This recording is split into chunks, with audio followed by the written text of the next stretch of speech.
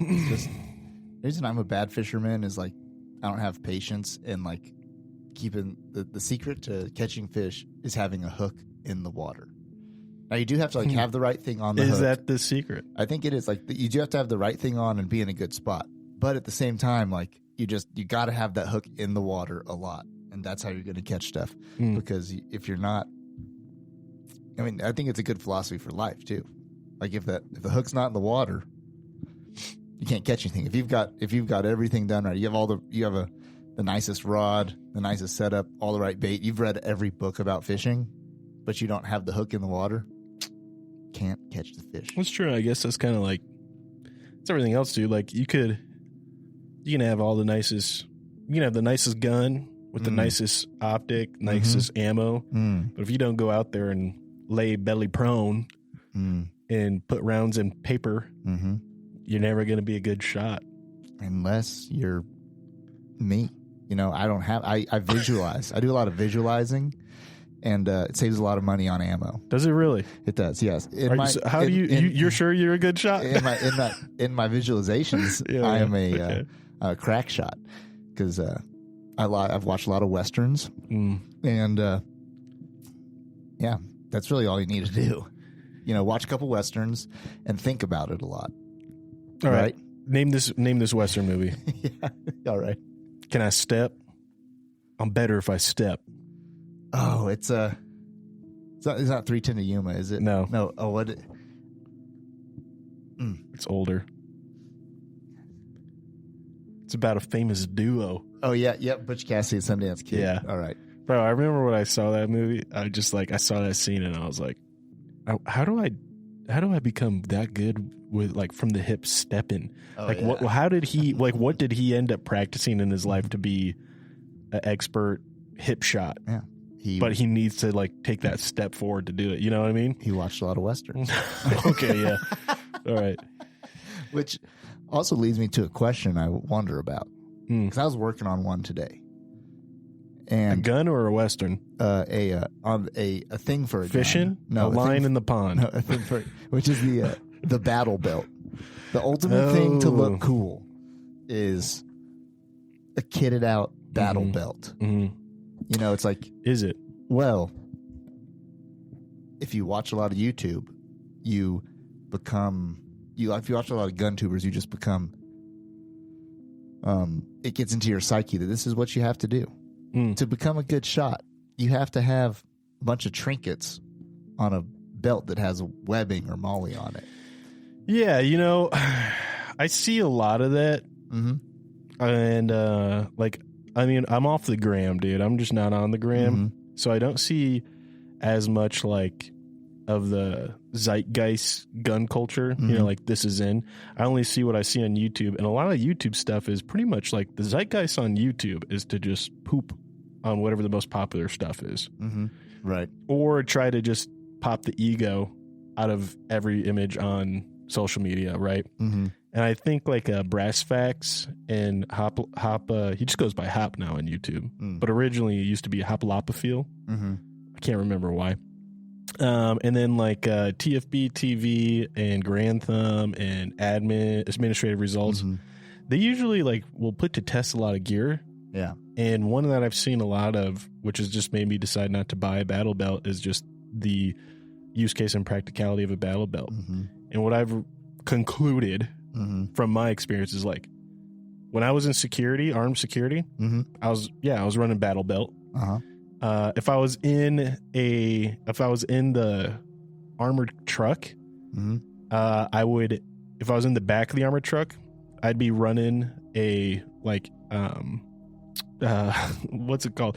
Not a plate. All I can think of is plate carrier. And I know this, I have the other one too. The chest rig, just running a plain chest rig. No, cause the armor was, like covert armor underneath my polo. And the chest rig was only allowed when I was in the armored truck because you never get out of the armored truck when you're in the back. Right. And the driver stays in the armored truck. You have one person who goes and gets the money and then knocks, and deposits it, and you stay inside the armored truck and keep it secure, right? But all that said, and then when I was a sheriff deputy, had basically a battle belt, non-lethal battle belt most of the time because you're in the jail and stuff. All I said, I really think a battle belt only makes sense in the context of policing, like a duty. And belt. I'm not talking about the government should have it, right? But I'm talking if you are in a situation where you're not a police officer and you're having to police, battle belt makes a lot of sense. And so therefore, more power to you. If I'm in a situation where I'm policing, it's a bad day for a lot of people, probably for myself too. You know what I mean? I just can't. I'm trying to think of a scenario where you or I would have to clip on that belt and be like, let's go police the shit out of this and have it on our belts ready to roll. Because the big thing they talk about, in all these reviews and stuff of the battle belt is it's the same reason all cops look awkward and dorky and stumble and waddle. It's because you have this stuff on your hip and on your pelvis. Yeah. And your shirts won't tuck in properly. Your jackets can't go over it or under it properly. And it just sucks. And if you got to throw on a plate carrier or a chest carrier, then it's going to get in the way of everything, which is why if you see a lot of police departments now, once they have an exterior chest rig going on, they move everything off their belt that they can. Radio gets moved up, taser gets moved up. Only thing on their belt is maybe sidearm and maybe a cuffs pouch, but most guys move the cuffs into the side pockets in the back of their vest. And so you just move everything up because it's way better. So all I said, I don't want to rant a parade, man. Hey, if you want a battle belt, I encourage you to do it. I know Dean is in the market of developing battle belts. And first of all, welcome to the Mick and Pat show. If you haven't figured it out yet, also a battle belt is basically you see your duty belts with on cops and security guards. You do see the big thick belt with the gun and you got holster.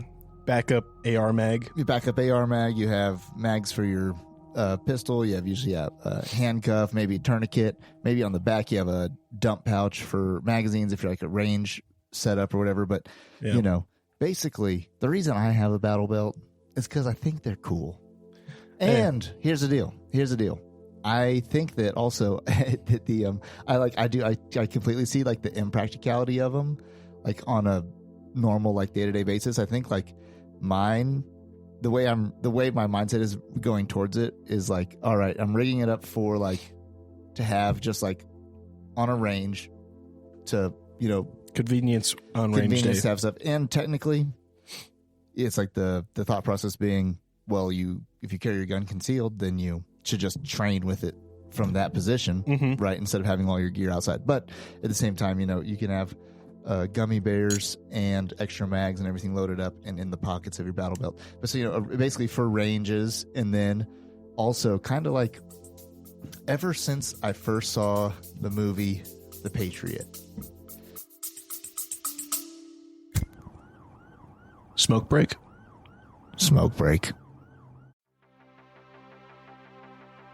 Hey Ken, it's Mick, and I've got something important to talk about.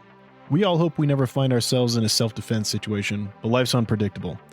Enter the National Self-Protection Plan from Attorneys on Retainer, an actual credible law firm you can put on retainer for your self-defense needs.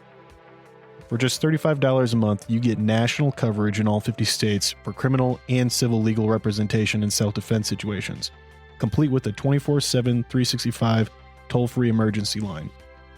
That's real legal support when you need it most. What's in the package?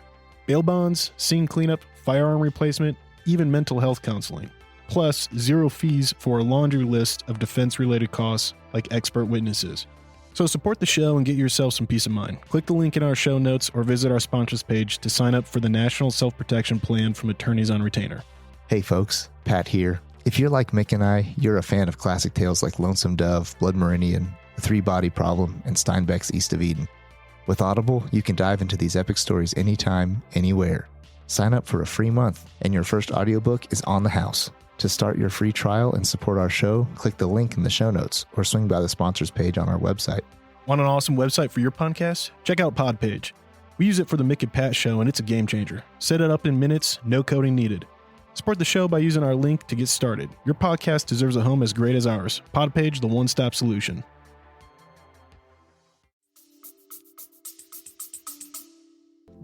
He had his balls and caps and gunpowder on his belt. As a young man, no, there was a scene where his son Gabriel is getting his son Gabriel is getting taken off by the evil British man, and his other son, his younger son's just been shot in front of him. Yep, and he's going to rescue Gabriel, and he goes upstairs and he kicks this chest open, and this chest at the foot of his bed has all of his old war fighting gear in it, tomahawks, muskets, whatever, just all the stuff that was for the time the most cutting edge modern gear in a chest in his house.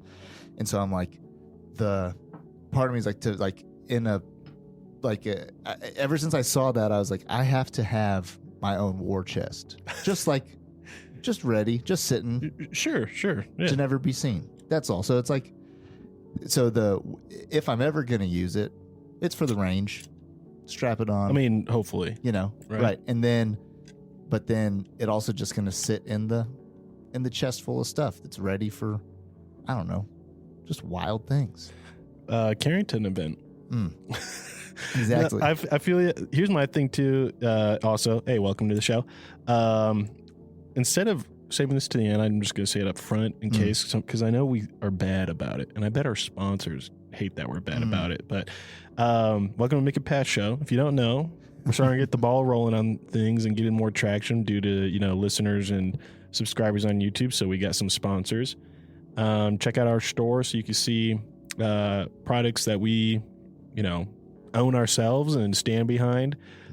Also, you may start seeing some links to Primary Arms. Yeah, so wow. We're partnered with Primary Arms now. What's Primary Arms? Primary Arms, they make primarily rifle optics. So they make your 1-8x variable powered scopes.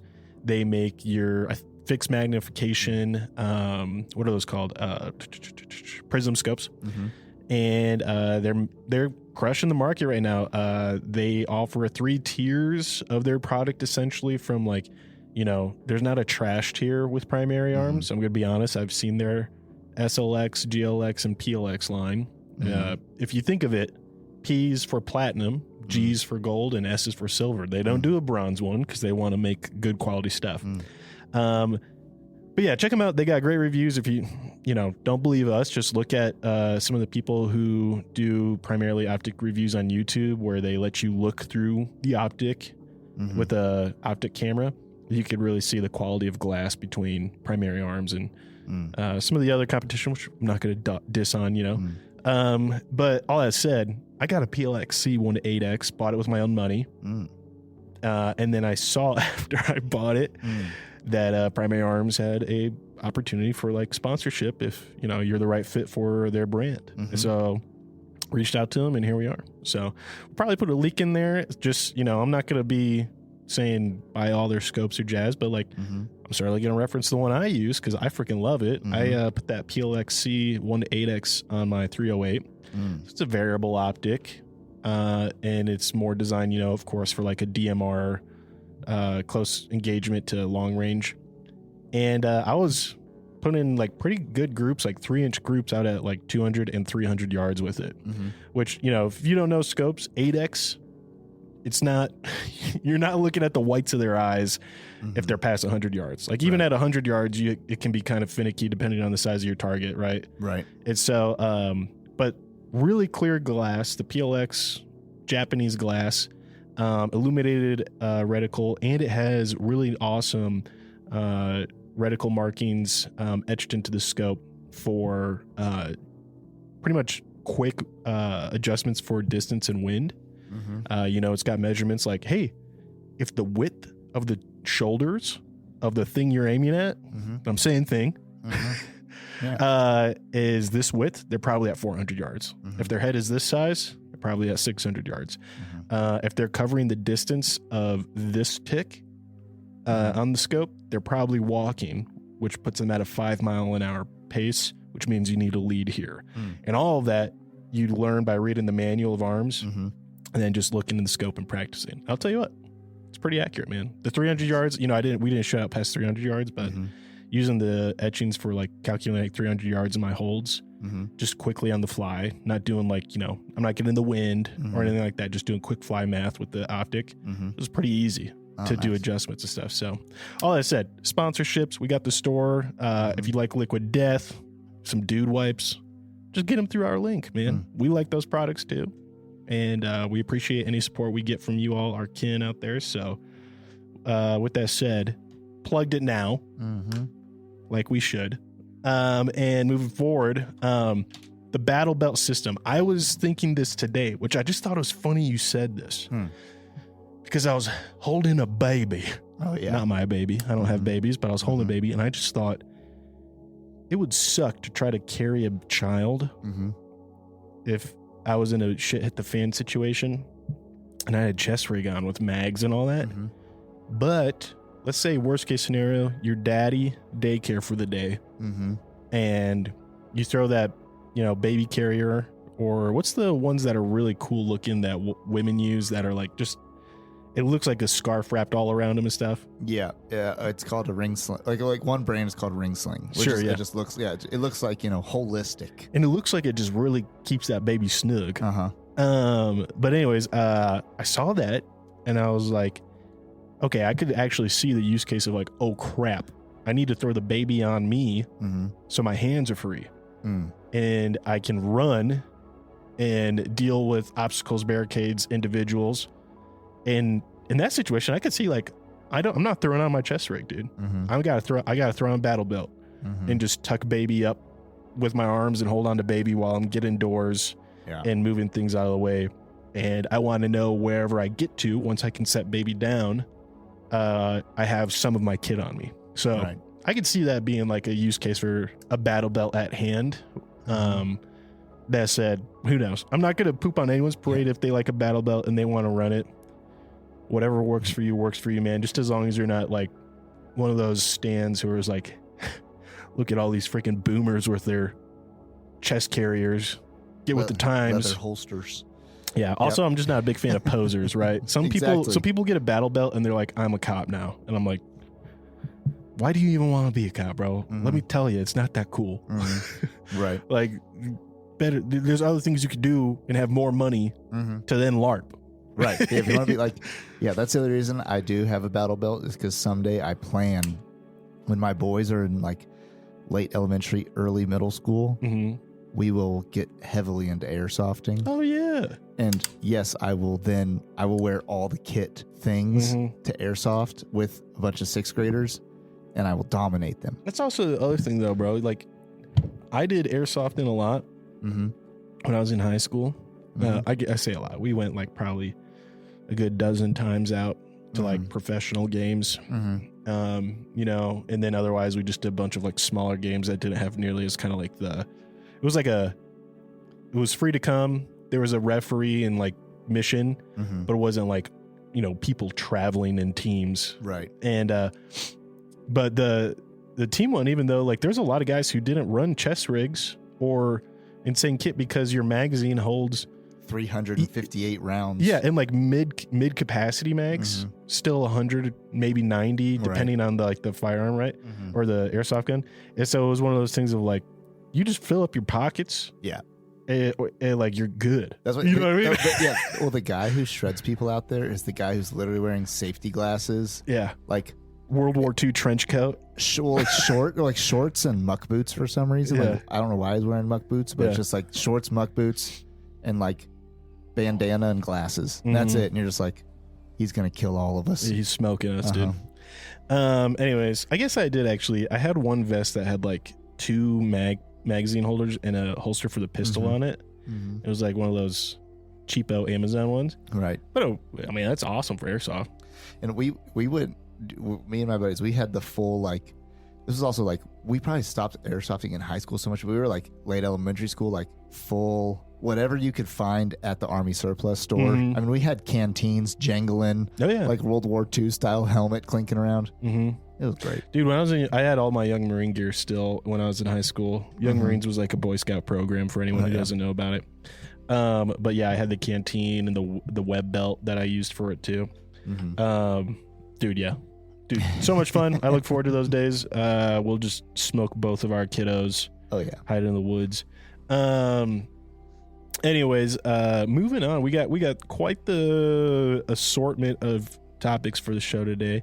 We've been gone for a little while, so we got a little bit of stuff to catch up on. But yeah, we have this idea of is the world getting worse or crazier, or do we just hear more things that just are trying to claw to get their own attention on the news? And because everybody is a world-class reporter now at this point, meaning if in 1952 you had the ability to immediately send high-end photography, video, and communication, audio and text instantly all around the world, you would have been the best reporter of all time, right? And so regardless of your ability, and so now we live in this place where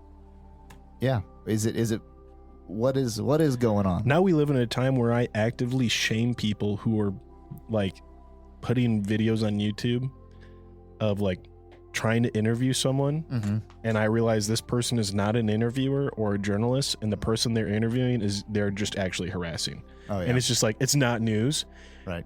It's just I remember I watched this video the other day because it just came up in the shorts that I was scrolling, and this guy is just earlier today in something streets, an individual seen stealing a suitcase from someone, and I'm like, what where is this? What is this location? And I realized it was just I clicked on the dude's videos, and it was just a guy who's just trying to make news. Yeah.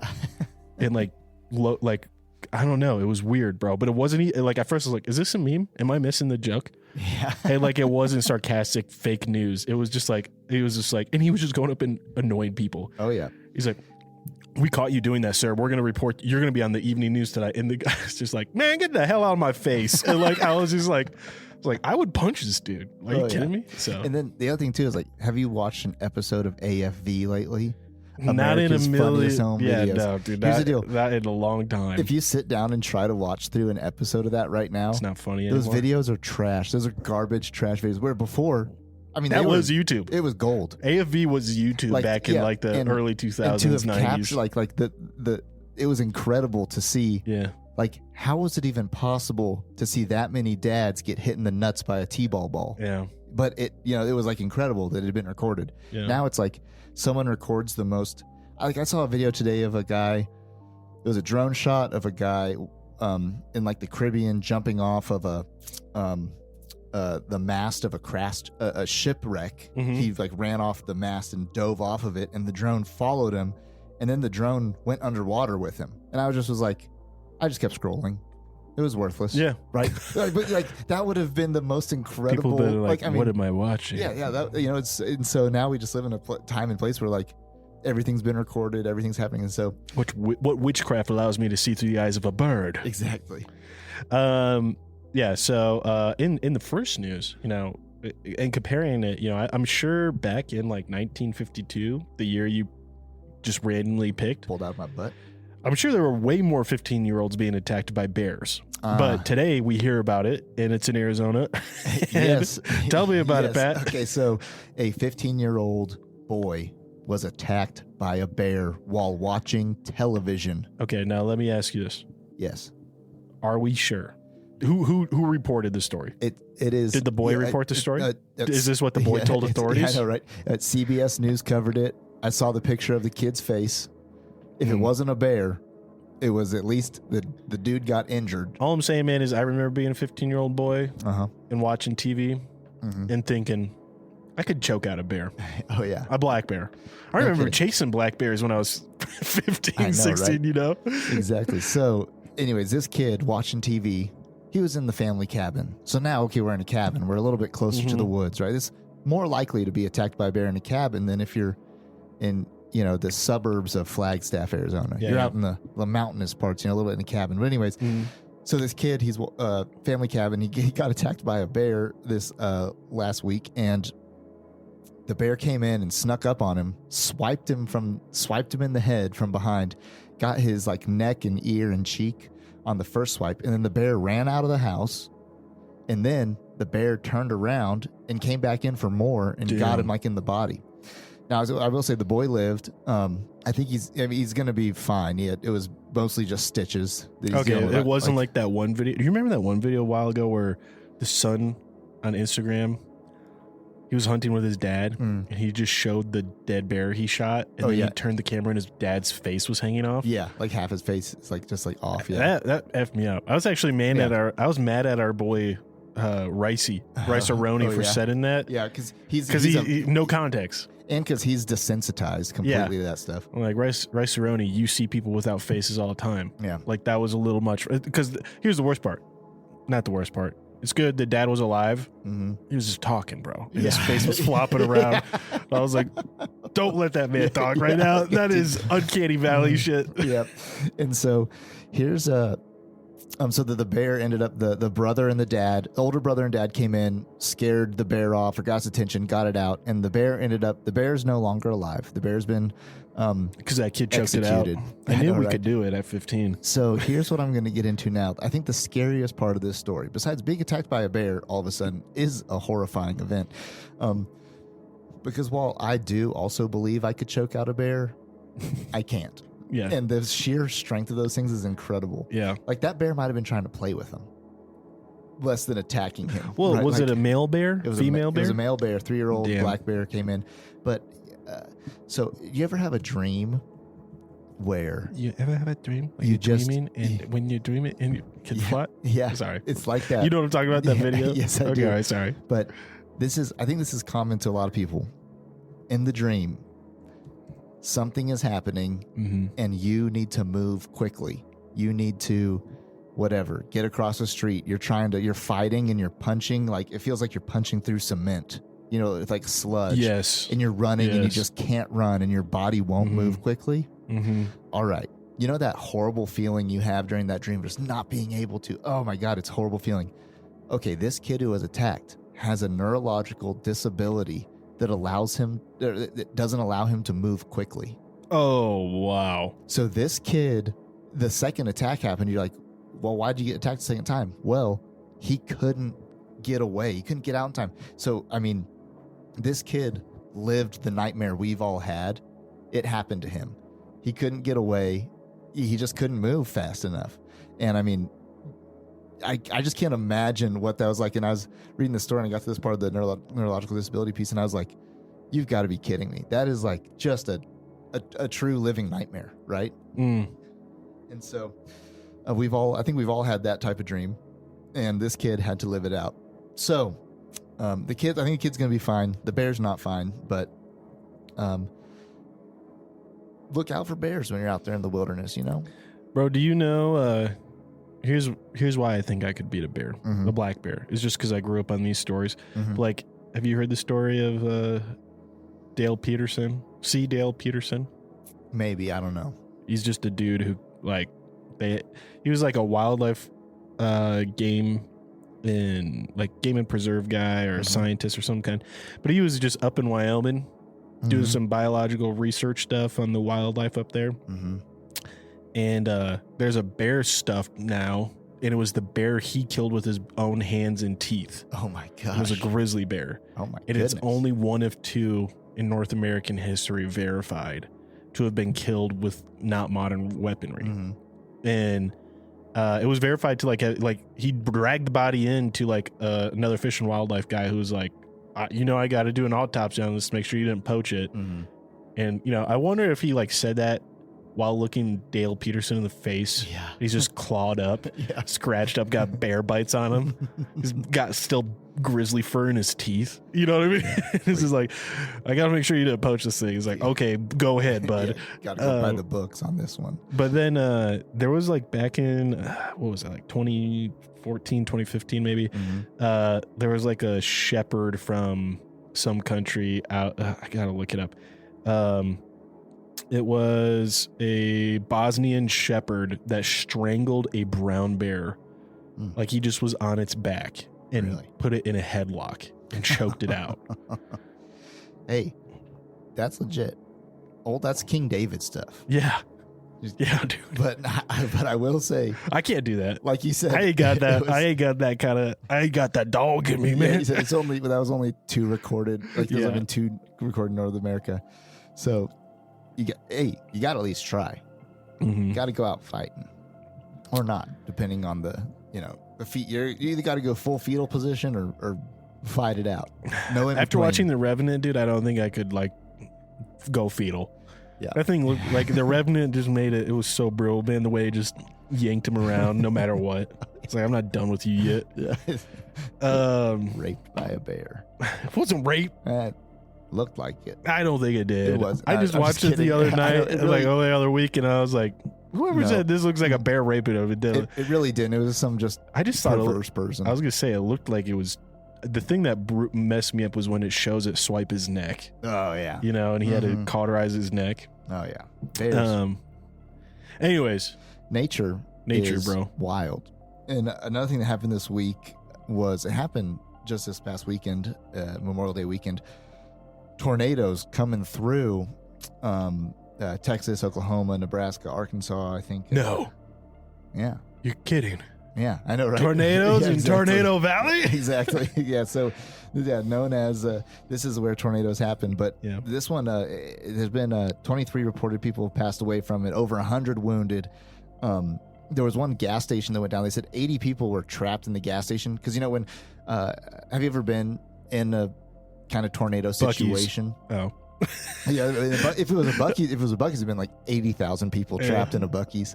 But so when a tornado happens in this part of the world, and I've seen tornadoes in this part of the world. I've been driving when they've been going by. When I was little in Texas, we'd have to go barricade in we'd get ready with bathroom in the bathtub, mattress over basement. Bring a mattress in the bathtub, cellar type thing. And I remember hiding in the basement a couple times growing up as a kid because of tornadoes that were real close. Mm-hmm. And because if it does hit where you are, it's serious. And so usually people are pulling off under gas station, even if just to protect your car from rain and stuff. And so anyways, gas station collapsed in Texas, and there were a bunch of people stuck underneath there. I think they got them all out of there, but it was over 200 homes destroyed in just Texas. I didn't see the stats on the other states too, but lots of people out of home, lots of people lost their life. And you kind of just never know when these things are going to happen, or you can only be so ready for them also. Yeah. I mean, a tornado is just tornado is one of those things that, it's like there's straight up myths surrounding tornadoes. Mm-hmm. You know what I mean? Like Pecos Bill. Yeah. And or you just think back to some of the earliest civilization stories. Mm-hmm. I'm talking back in the Greek days. Dude, there's stories about tornadoes in Roman Greek culture, and we don't really think of tornadoes being something over there in that part of the world. We think about it way more out here in the West. Mm-hmm. But Native Americans had paintings and folklore and stories about tornadoes. And what's the other thing that gets a lot of that? Maybe volcanoes. Mm-hmm. But there's not really other weather events that are so mystified. And tornadoes scare the piss out of me, bro. Especially when you see them. It's one of those things of have you ever been near one or seen one forming? I have. The close I've seen one. I've seen them far off. Yeah. One time I was driving down the highway in Texas, coming back to Colorado, and it's crazy. The sky turns green. Yeah. It really does turn green.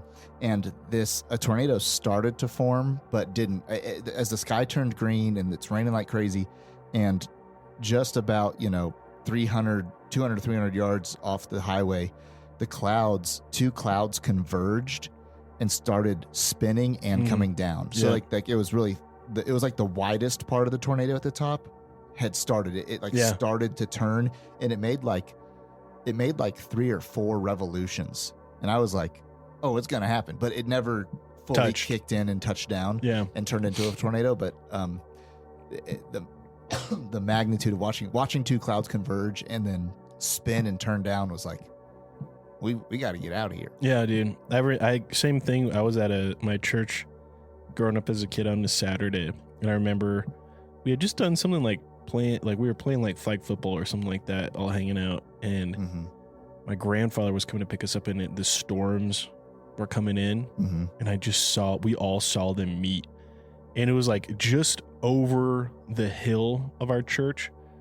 We could see it come in and touch it down, and it was like one of those things of like the angle of it was so close that we could you didn't see it as like a two-dimensional silhouette of a tornado on the horizon. Like I could see it coming down at us, you know, and like I could see like all around the tornado and see the full spiral. And I remember we were just standing there and like, okay, do we even bother trying to get in the truck and outrun this, or do we just go back inside and like get in the like concrete basement of the church?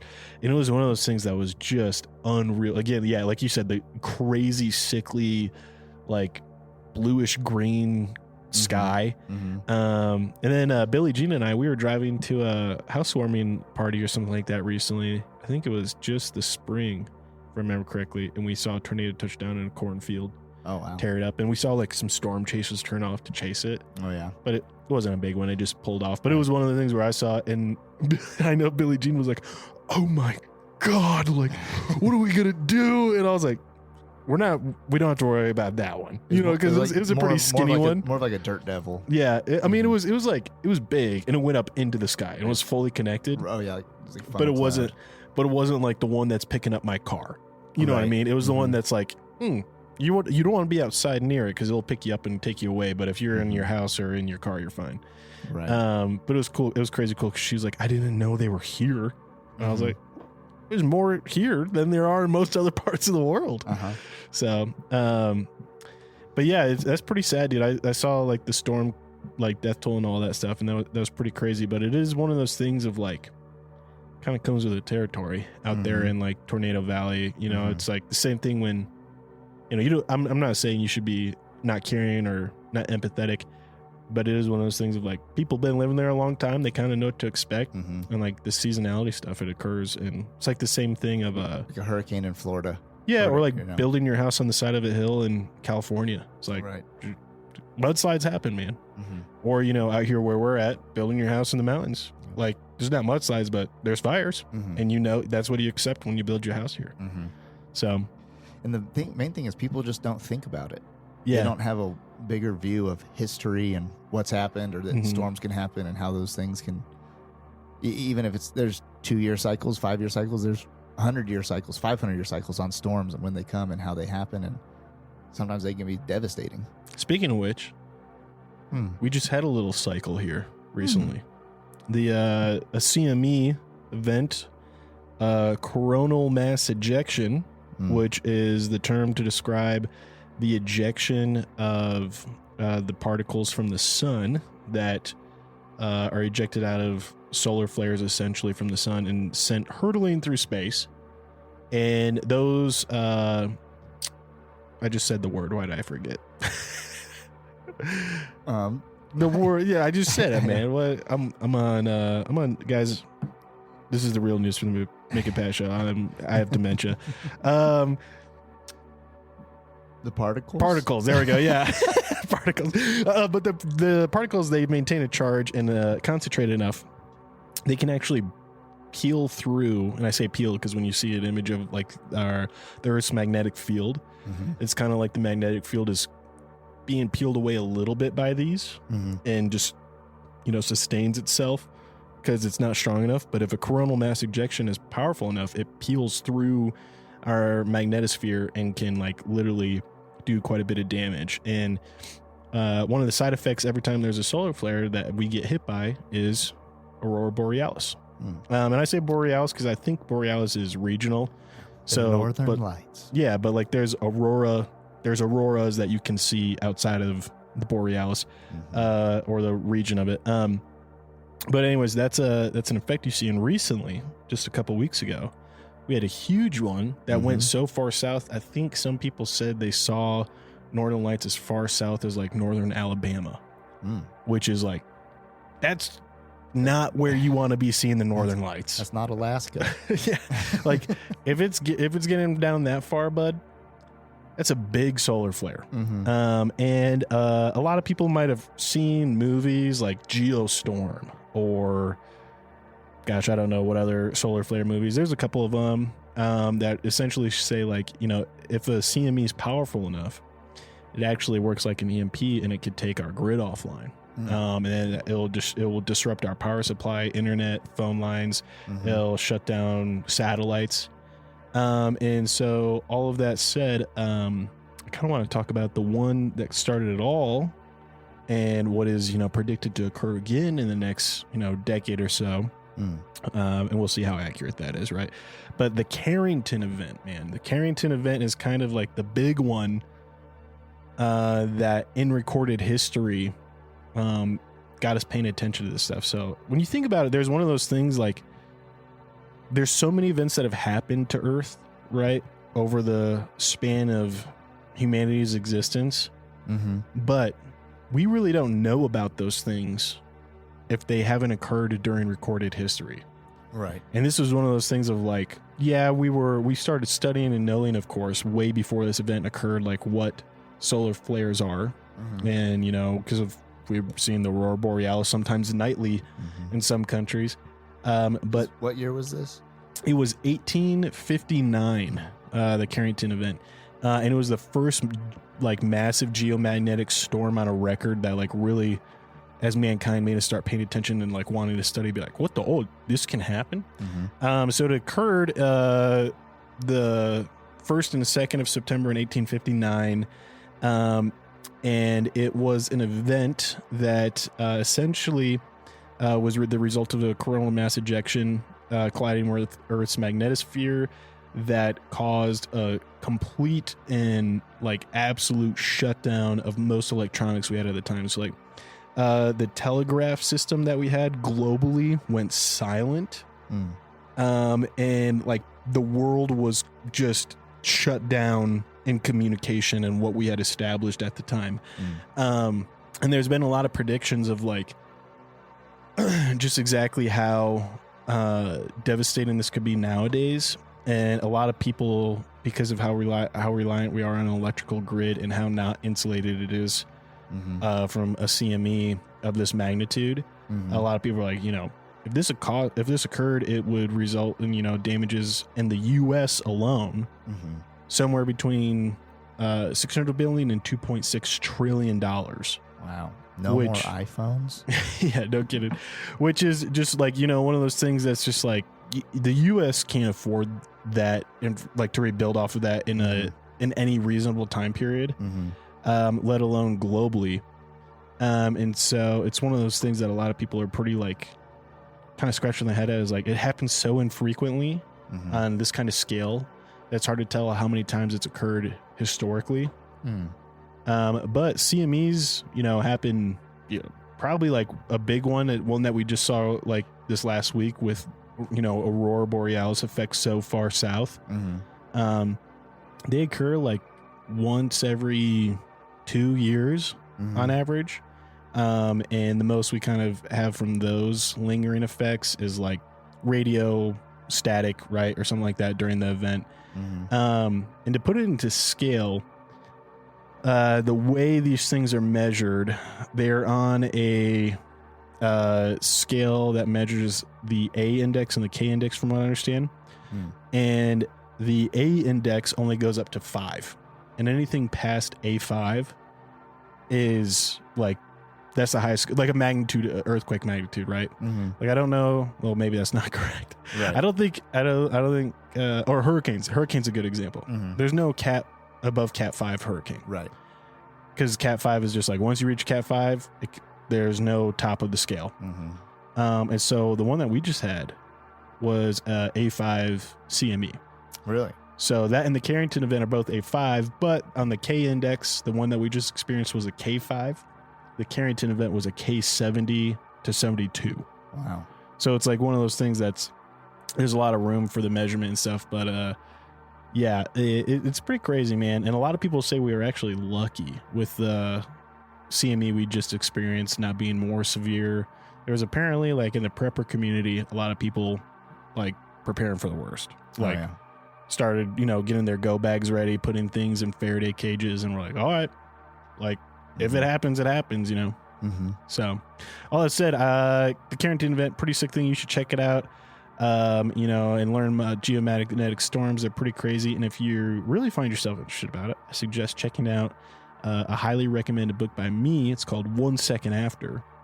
And it's about, if the grid went down from an EMP, what would happen 1 second after, 1 minute, 1 day, 1 year. And it is such a good book and kind of postulating the worst case scenario that I think it was the Department of Interior or Department of Defense had the author work with a team to help the U.S. try to develop a plan of like how to get back on in working order if this event happened. But worst case scenario projection, 90% of people in the U.S. are dead in a year from a CME because of the grid going offline. Wow. No food, no clean water, no medical emergency supplies, systems down, pretty much fried most cars. Right. So yeah, it was pretty bonkers, but it's a great book. And yeah, check it out. Check out the Carrington event. I think there was a pretty decent documentary on the History Channel too that went into just everything that got affected by it. Wow. Because we don't even think about too, like lots of times, like your water comes from, it's got power behind it, electricity. It's a power that's pushing that pump. There are there's pressurized things and like there's water towers and stuff. But like even like just stuff that there's like we are so dependent upon it now. Like it's immeasurable how reliant we are on all these things for just everyday creature comforts as well as things we survive off of. So that'd be interesting to see, and might be one hell of a aurora borealis coming through. I feel like it'd be so bright that it'd wake you up, and you wouldn't even be able to take a picture of it. No, because your cameras would be fried. Yeah. So if it happens, take a good mental picture. Yeah. Get out some chalk. Start writing on the side of a cave. Yeah. Some people who, I don't know if you could say an expert, but some people who study CMEs and try to determine like the occurrence of like the big ones say that like we got a 12% chance in the next 10 years or so. That was like a Peter Riley, I believe, who's a physicist who said that. Now, granted, he said that in 2014. Yeah. So yeah, I guess that might have been the one. He might be like, "Yeah, I was kind of close." Right. And if you're like, it's a 12% chance, it's like, well, it's probably not going to happen. But if it does, it could be wild. Yeah, for real. And so there's things going on in the heavens above and the stars that can, bring down the world. And also there's just mankind being we got the job done ourselves. Being men down here working on it. Sometimes it feels like we're only doom and gloom, man, but truth be told, because of like modern day media, like, like we're talking about today, like most of the stuff that's just shocking and like honestly makes me pause is doomy stuff. Right. And this one really harshed my vibes pretty bad, like for the week. Like this one I thought about a ton. And it's Darwin's War. Darwin is a drone pilot in Ukraine. He's like 20-something, 20. No, I think he's older than 20. I think he said he would have been in his third year of his med school undergrad. He's like early 20s, though. Yeah. Young guy. Darwin can be seen in Darwin's War. It's a video on YouTube, and to shout out to Scripps News. I've never heard of Scripps News, but apparently you can. They're a news channel you can get on your antenna on your TV, I guess. And that reporter's hanging it out there. Dude, that reporter he's not on the ground. He's not asking people about suitcase theft. Yeah. This dude's a real deal. That guy legit, like, also Scripps News, to their credit, did not censor shit. They showed Darwin taking names with his drone feeds. This is over in Ukraine. Yeah. This is in Ukraine. The journalist was Jason Bellini for Scripps News. So Darwin, he was in this non-disclosed bunker walking the journalist Jason Bellini through everything. And, he just got into like, what he would be doing currently if he wasn't in the war. What life would be like. But then he started going through like their gear and kit and how they're, electrical taping these mortars to these drones that they're just POV flying. And Darwin has this, cyberpunk LED 2 LED screens on his eyes that are connected and plugged into a computer and battery, where I think there's a second drone usually that another pilot is piloting that is like a third, it's like a Overwatch POV. Yeah, so he can help direct Darwin. And that guy is looking at computer screens and checking and like giving directions to Darwin while Darwin's like, yeah, I got him. I can see him, moving. And like they're in just this non-disclosed bunker with decorations all around. Darwin's got, what was it? His earrings? I can't remember. He has a dangly earring in his earring, but it was drone propellers. Yeah. Were his dangly earring. Oh, he had a dangly drone propeller earring while he was sucking on a vape, dude. Yeah. And just blowing clouds. And then just sitting in his recliner, flying IEDs into tanks. Yeah. Like literally footage of dudes running from him. Yeah. And he's just smoking them. And like, I'm not saying this like comedically. I think I'm just like, I think I might have this inflection in my voice of just still shock. And like watching you just now watch the video, before we were recording and seeing your reaction, bro, like just cemented it for me even more. Cause it's so dystopian to see this dude, he's got no real emotions. He's pretty robotic and he's just resigned to the fact that like, this is what I'm doing. This is what I'm doing today. I'm waking up, laying back in this chair, throwing these, VR goggles on, not VR, AR goggles on, and flying this drone and looking to kill. And it's bonkers, bro. It's insane. And like, it's like almost like, and the crazy thing of like I don't know why, but the freaking vape mod being there just like really like all of a sudden rips you out of like the feeling like, oh, this is far removed from me. Right. It's like the vape mod, the super high tech setup. You're like, how do we know this guy's just not freaking like chilling in a basement next to a McDonald's in New York? You know what I mean? Yeah. And it just really made all of your securities feel like they evaporated. You know what I mean? Like, oh, okay, at any moment someone could do this stuff. Yeah, because he was flying these. It's a small drone. I mean, it's the size of a football. Yeah, the DJI Phantom ones. And that thing is, he's flying it through windows, through open tank hatches, so accurate into sewage, like canal, like drainage. He's just flying it into those tubes and detonating. And the other thing too is like the spot where they were filming at. It really did look like a dystopian world, or like cyberpunk Matrix. Like the scenes in the Matrix where they're outside of the Matrix and they're just in this colorless world in kind of just earth tone color clothes, just destroyed by war. With very little means. Like you're eating you're eating sludge, but you're also able to connect to super high technology things and like take life with it. It's a different landscape. It was so strange. And like if any of you played Cyberpunk, there's these guys in Cyberpunk, part of the Maelstrom gang, and I just look at that and like what these guys look like, and like I think the vaping also made me think of it, because everyone in like this game is wearing futuristic tech, augmenting their abilities and flying drones, and they're also doing like they're just vaping, they're like or smoking weed or drinking, right? And it was just something about it, like it just I was like, oh, we're here now. Like we're here. Like it's not gonna be that long before you can just have those lenses installed in your freaking face, right? And you can just open a lens and see the POV of a drone, like at the drop of a whim, right? And it was just insane, dude. Like war has evolved. There is no going back without an EMP. You know what I mean? Right. Like it is. So it's pretty bonkers to me. I don't know. Any thoughts on that before I move on to the side tangent for that?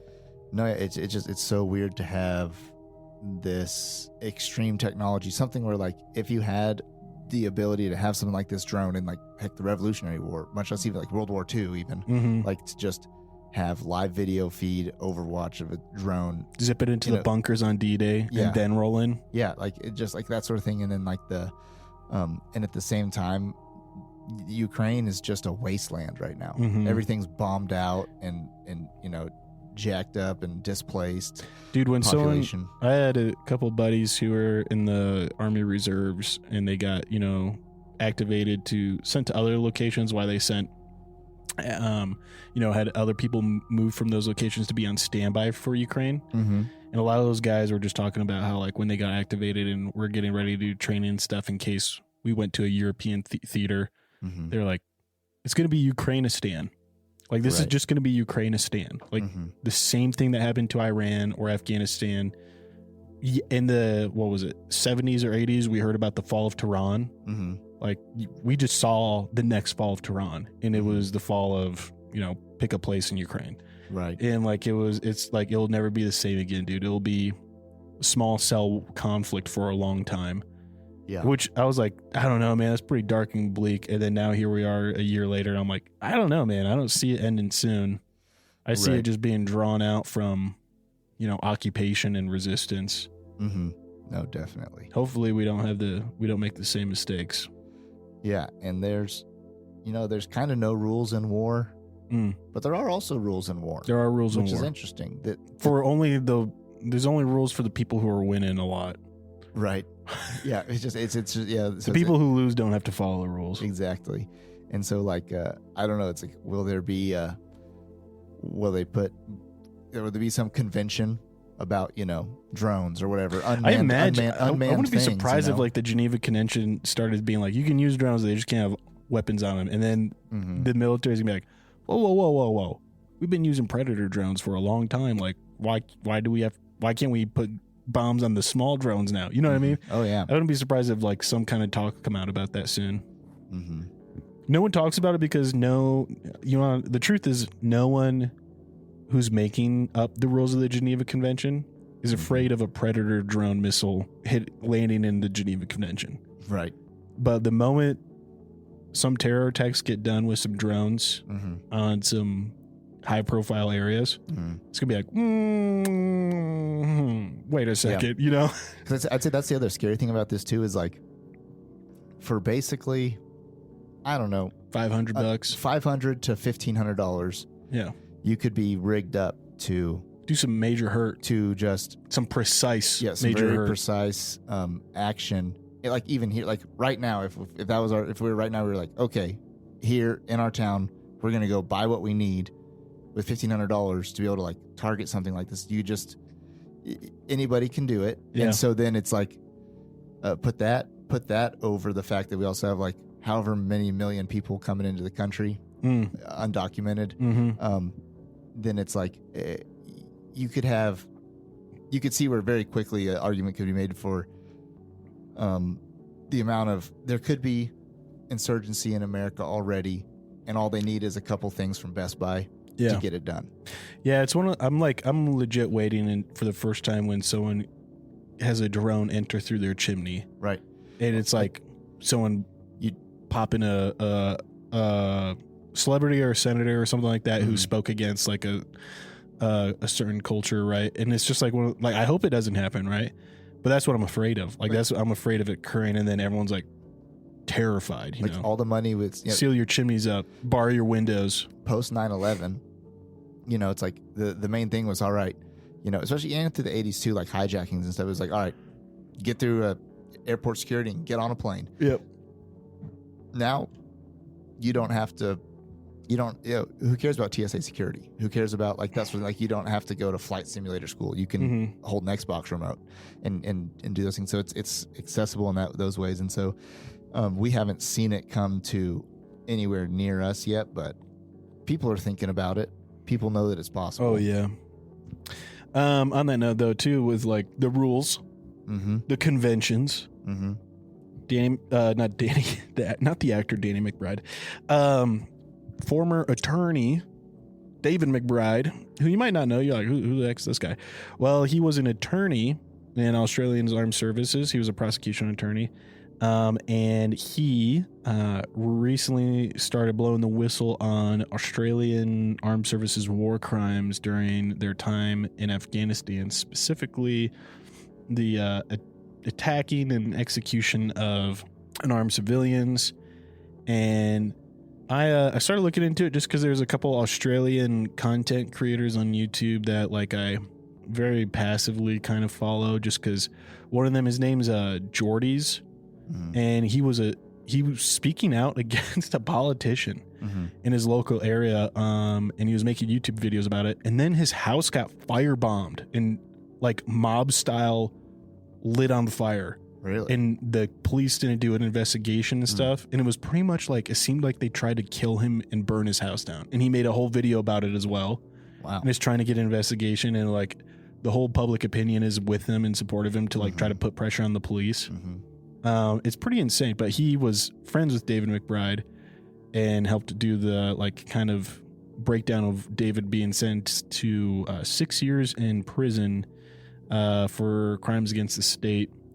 And he'll be eligible for parole in 27 months, but you know, McBride sees it as like he was actually doing his duty to reveal these war crimes, because he's like, you know, if the only difference is right now I'm not in the military anymore, I'm not in the armed services, and you know, if I was in the armed services, we'd be bringing charges on these people, and we'd be trying to prosecute it and handle it eternally in the military. And when I did do that, no one did anything about it. So I'm speaking out about it now. Right. So, and they just jailed him on what? Did it say specifically what grounds they jailed him on, for like divulging like country secrets? Or, you know, yeah. like, Let me scroll through here again just to get the exact charges listed. And because you go ahead. Here's the deal: Australia is not a free country. Australia is a nanny state.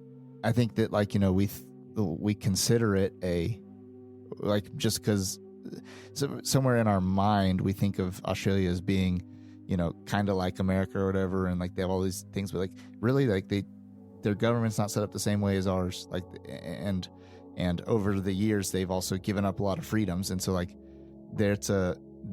Australia is a big time nanny state, and you don't have a lot of freedoms, and so also like you're gonna be, and also, you know, here's the deal: if you whistleblow on certain things in America too, they're gonna put you in jail as well. But I would just like, I'm not surprised to see Australia doing this. To like, no, dude, to Australia take the steps to do this. You remember during COVID when they were using the Facebook groups talking about protesting, and they were just breaking and arresting people, breaking in their homes, arresting them, confiscating their computer on suspicion of protest, suspicion of gathering.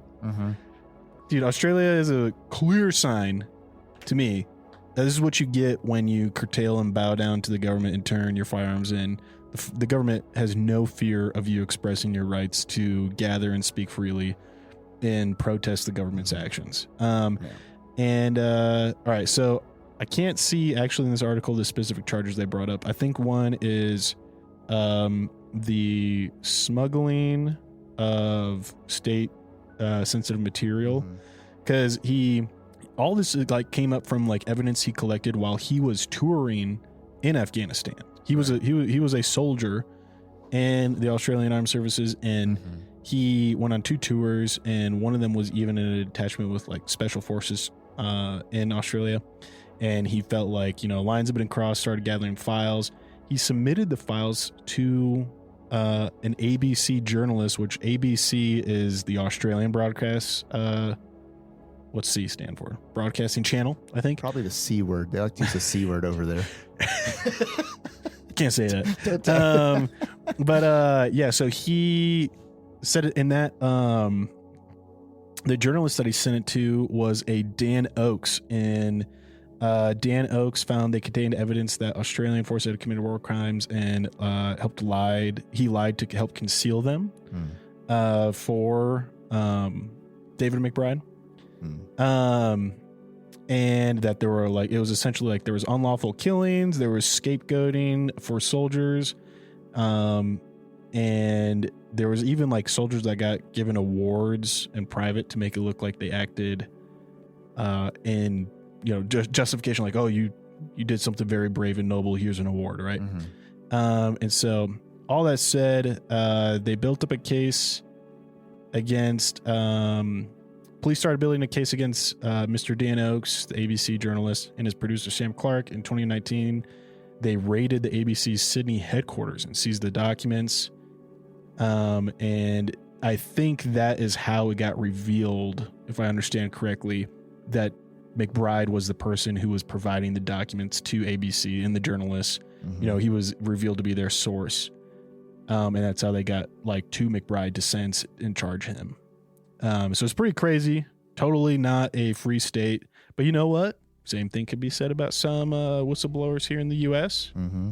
Now I have to be sensitive about it because of the line of work I do. Mm-hmm. And even though we use aliases here, I don't want to necessarily say anything too crazy, but there's certainly things that individuals have revealed and leaked about the U.S.'s actions that I'm not necessarily opposed to that information being available. Right. And that is my way of saying it. Right. To maintain anonymity and keep my friends and family safe. Right. And then on the flip side of the coin there, it's hard because we're talking about rules in war, and it is hard. Like a big reason why I would at the moment, I'd never pursue a job in law enforcement or in the military is because you're not protected to have to do now here's the thing, for some reason too, it's when it comes to war crimes, things like that, it's never the generals, it's never the politicians, it's never the leaders who are getting locked up for this stuff. It's never the chief of police. Yeah, it's the guy on the ground who had to make the life or death decision in the moment in a horrible situation.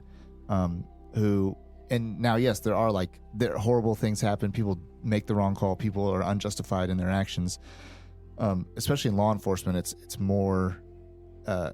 It's an easier line to draw on, if something was justified or not, and looking at things, and even still it's murky. But just to be you're put in these situations if you spend all day every day going to respond to calls of somebody else's worst day of their life, you are at risk for making a bad call at work that day, and that bad call resulting in the death or injury of somebody, and then resulting in legal prosecution for yourself. Same thing and then you put in the context of warfare, and in warfare, it's chaos, man. It's war chaos, is hell and chaos. And if you have these completely undefined ultimate goals and missions of the war, and you're going to keep something going for 2 decades, and you don't have the stomach to actually wage a war, in total warfare, total annihilation is a gross and bad thing. But at the same time, if you've decided it's worth warring, you need to keep taking the steps forward to complete the mission. You need to have a clear, defined end goal, and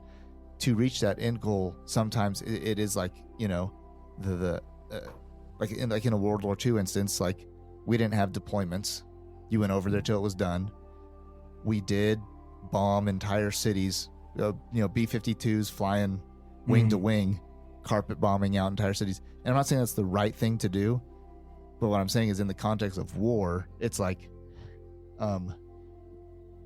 you gotta. So I think in war, you gotta do the wrong thing to finish it off in some cases. And this warrants a much bigger conversation because of the nuances of it. But I'm just saying, war is evil and gross. And if you're doing war, you may have to do war. Yeah. Or don't do it, and that's all, and so it's especially if you're you should, at the end of the day, should try to do everything you can to not do war. You should avoid war at all costs because, there's the expression, no one wins in war.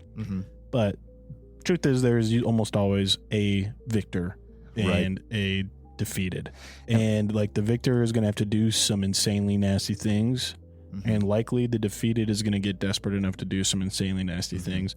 And I'll be honest, I don't ever want to do any of those things. Right. and especially there's certain types of warfare that are also easier to understand and move forward with. Meaning, I think the easiest one to get your head wrapped around and how you conduct it is a war of defending your nation, like defending from invaders. Okay, that's a pretty clear, cut and dry, thing. The next, I think, thing is war of conquest. Right or wrong, it's easy to define the lines of, we're coming to conquer you, take you over, subject you to our ruling. We took your land, we took your stuff, we took your people. That's a clear line. But then we get into the wars we've been in now, where proxy warring and or wars of ideology are a very difficult thing to conduct. Wars of resource. Right, exactly. And so, let's say if the whole thing was just about oil in the Middle East, it's then you go war of conquest and full conquest, and that's going to cost a lot of innocent people their lives. But then now in the thing we're in now of these war of ideologies and proxy warring, you end up with no clear defined end goal, with hyper clear defined rules of engagement. Kind of your hands may be tied and it's confusing there. And so it just is it's a bad way to conduct war, and in my mind, and it's a not a clear way to have an end goal, and so I think starting even in Korea, that's basically the wars we've had for the most part. Yeah, I agree. Is these and it gets confused, and that's even like it just turns into an unwinnable war.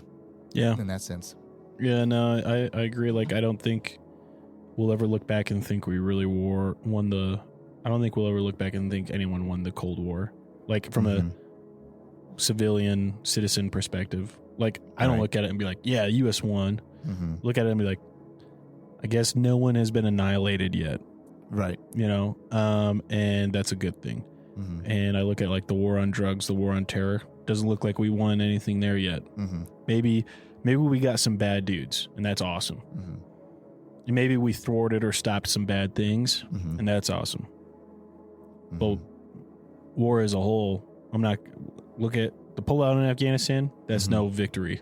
Right. Every time some kind of weapons deal with the cartel gets traced back to ATF, or drug deal gets traced back to the DEA, that's not a win, dude. Yeah. Well, like, that's a big flipping L if our government is somehow thinking they're going to win the war by giving the cartel the guns and the drugs, Right. So it's one of those things that I'm just like, yeah, I mean, I agree with you. Like, there's no way to really look at this and see this as like traditional warfare. Especially, and then another part of it too being that, like, we were talking about, rules of war. When your enemies don't have those rules too, it does put you in a very paralyzed position. For instance, like, this could be kind of a controversial thing to say, but like, nobody has the stomach to say like that what's going on in the Middle East over this time is essentially a holy war. Take God out of it, but one side has a big part of God going on in it, being like, extremist Muslims, right? And there are peaceful Muslims and no peaceful Muslims, but also nobody will say and just outright say like, we're warring against Islam, right? Like, you always have to say like Islamist or radical Islam, like this like thing, right? And so like, anyways, like those groups don't have those guys don't play by the rules. And then also like on the other front where you'd say like our other like peer enemies like China and or Russia, like China, who's fueling the drug war and the cartel wars, like they're not playing by rules and sanctions. No, they're going to do their own thing. And so it puts people who value human life, who value like trying to do it the right way, in a paralyzed position where they can't, operate or move forward, because you're damned if you do, damned if you don't. Yeah. Yeah, I'll be honest, I don't have anything to add to that. I agree. Yeah. I mean, I just agree. Right. And it's sad. And unfortunately, a lot of the casualties from that war are also like, our troops, or maybe our allies' troop in the case of Australia, getting worn down and breaking in their morality and making bad calls, or being content with doing bad things. Right. And, as sad as it is, like, I'm a patriot. I love America. And I'm proud, of our nation and the people who served. But I've met a lot of bad people who served. A lot of bad dudes. Yeah. And like, I've known dudes who served who would say like, the military is not a moral institution. And like, it just like any institution, if it is left out long enough in the elements, it will erode to something barbaric. Especially one that's not, it is in its essence, only necessary. Yeah. Not moral. Yeah. So, well, anyways, on that note, thanks for joining us, Ken. I do want to encourage everyone to take a read of the description here on the episode. Check out our links. We'll have, our Audible link as usual, our Attorneys for Retainer link, and a website link. So check out the webpage and all that. I'm currently, 13, 14 hours deep on East of Eden right now. And I'm loving it. And I see that it would pair well, like a steak and wine. It would pair well with Blood Meridian. Get Blood Meridian, listen to that first. Yeah. Be like, wow, that was rough. And just immediately go into East of Eden and you'll be like, it's crazy. East of Eden is like a full manifestation of the parables of the judge and the epilogue of Blood Meridian. So anyways, it's great though. Narrated by the same guy, Richard Poe. It's awesome. It goes together like a liver and a nice Chianti, you know. Is that a Hannibal reference? Yeah. Yeah. That is crazy, yeah. Anyways, Pat, any sign off? Oh, just till next time. Thanks for tuning in. If you love this episode, drop us a review. If you have qualms or comments, leave us a voicemail on our website. While you're there, check out our latest news, merch, and deals from our sponsors. Till next time, Ken.